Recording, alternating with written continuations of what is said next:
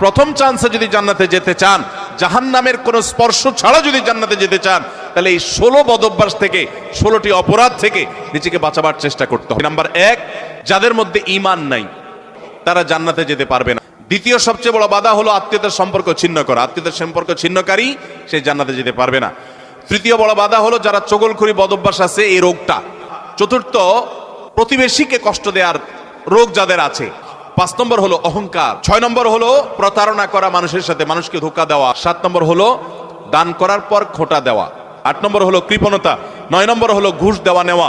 10 নম্বর হলো মা বাবার নাফরমানি করা, মা বাবার অবাধ্য হওয়া, মা বাবার অসম্মান করা। 11 নম্বর হলো মাদক আসক্ত হওয়া। 12 নম্বর হলো হারাম উপার্জন দ্বারা, হারাম খাদ্য দ্বারা, পানীয় দ্বারা শরীর গঠন করা। আর 13 নম্বর হলো রূঢ় স্বভাবের হওয়া।